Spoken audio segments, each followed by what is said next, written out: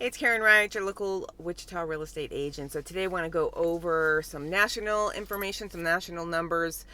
Just a PowerPoint presentation was just presented to us from NAR, the National Association of Realtors. Dr. Jessica Louts, the VP of Demographics and Behavior, is the one that gave us this information. So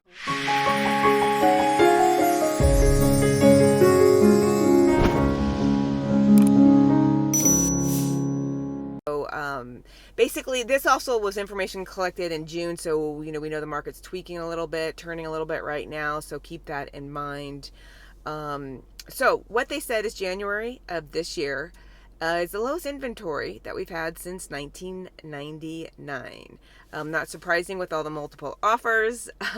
They said about, again, national, we're looking at national numbers here, not just Wichita, that there's 3 offers for every home, and then they stated, I can't remember the exact specifics, 5 offers for every home. Of course, we know that they're also in the double digits and whatnot, but again, this is just taking the stats that they've compiled. And gone from there. And so, I'd say double digits, that's, there was plenty of them, but also, a lot of under, multiple offers in many cases, regardless. And they said 88% of houses were sold under a month. Our average here in days on market in Wichita is 3, so month seems long, but typically, it's many months that houses tend to sit on the market in other years. And median days, they were saying, is 14 days on the market for median. Cash buyers, let's talk about that. So right now, there is about 25% that are cash buyers.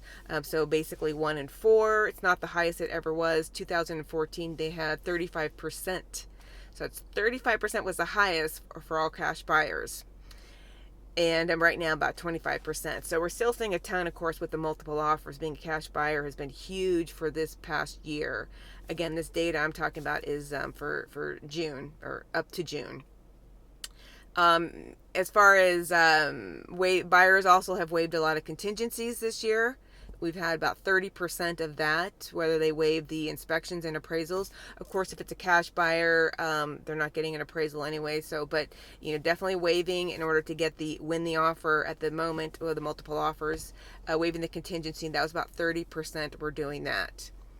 Let's talk about vacation and small investment type homes. Vacation. The height of the pandemic was 22%. Were buying vacation homes, and now it's about 16%. So again, that's it would be secondary homes, smaller investors. We're not talking the large corporate investors, but vacation homes 22%. Now we're seeing about 16% buying these types of homes. First-time home buyers are down right now, and partly because it's hard to get into the market and buy a house at this point. Typically, the data is showing it's 40% are the typical numbers of first-time home buyers, and we're right now seeing 30%. Again, because cash offers and having to release contingencies are a little tougher for first-time home buyers. Now, in 2008, when the crash did happen, we were at the 53% were first-time home buyers, and at that time, or I should say probably before the crash happened, it's because there was a tax credit. I bought my house around this time. A tax credit that helped, and there was a lot of supply.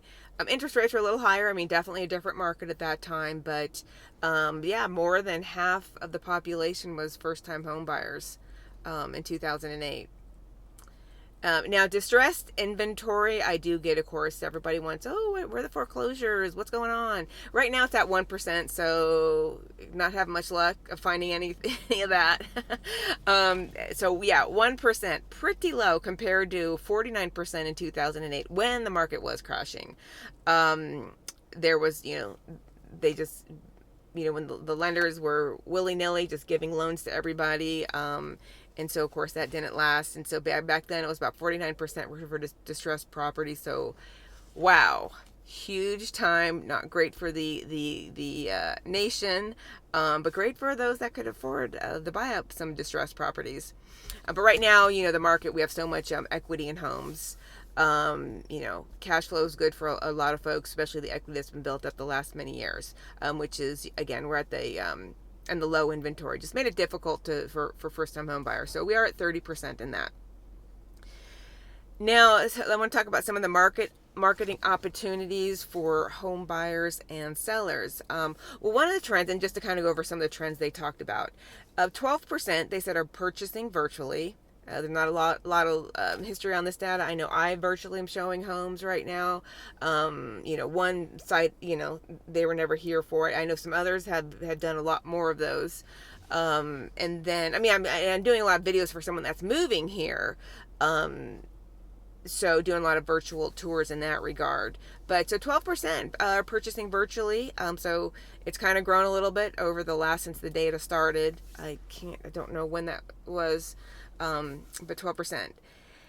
Another trend we are seeing right now is remote work continues to influence the trends. We're also hearing about the Great Resignation, but 85% want to purchase outside the city, and 34% are wanting to work from home. So this is just a comment toward those looking to sell their house in the next year or two, whatever. Basically, you can promote in your listings, the work from home type of features, an office, even pools or gyms at home, because that kind of where you can work from home, kind of do that stuff as well. And this is for buyers who have been shut out of the market the last 2 years. I know I have several that have just been sitting on the market, continue to rent, just because what they wanted to buy and what they can afford now has definitely gone down, like from 2-car garages down to 1-car garage in case of some of my buyers, and wanting to buy new, but now new bills have gone up from 2 years ago. So one thing they're talking about with this is just the down payment, what the typical down payment is. So the typical down payment, more people believe it's 16 to 20%, but that's not true. 35% they said believe it's 16 to 20%. So if you're in the market to purchase or know somebody, the typical down payment is 6 to 7%.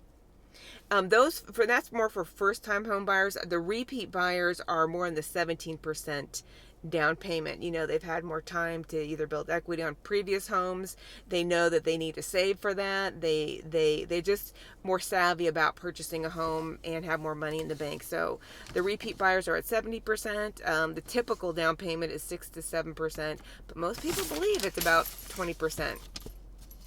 And lastly, let's get down to energy efficiency listings. This is something that they're seeing is a value to buyers. So again, if I'm speaking to sellers, be sure to let your agent know about the energy efficiency. Do you have what year's your heating and air? Did you add extra insulation? Did you change out windows? And I was in a house recently, I could completely tell from a sound barrier. I was in the living room and you could not hear the noise on Tyler. It was right off of a kind of a busy street. And then I walked into the bedroom and you can hear the noise. I was just unbelievable. And I had to go, I kind of went back to both to go like, what, insulation and possibly windows. I was told recently windows, from somebody that I was getting quotes on for insulation, that's almost the bigger noise reducer. So anyway, yeah, so NAR is definitely talking about saying that they're seeing value in energy efficiency, but they also are saying the typical home purchase from people is 29 years old. So and then they go more into remodeling, like you are getting value from remodeling back, and I've got some charts to put in here, or reach out to me as well, just to kind of show what the charts that they shared, what brings you back. Of course, paint. Redoing floors is a big one. Refinishing floors. Insulation was up there, which was surprising as well. So that was just kind of the last bit they were talking about, is energy efficiency is important. So anyways, I'll wrap it up now. If you have any questions on this, I can share with you all the slides with that, talk more in depth with you, talk more from the national versus Wichita. Would love to hear from you. So anything I can do, give me a holler. Karen Wright, Berkshire Hathaway, and I'm also a loan originator for Nexa Mortgage. Thanks for watching.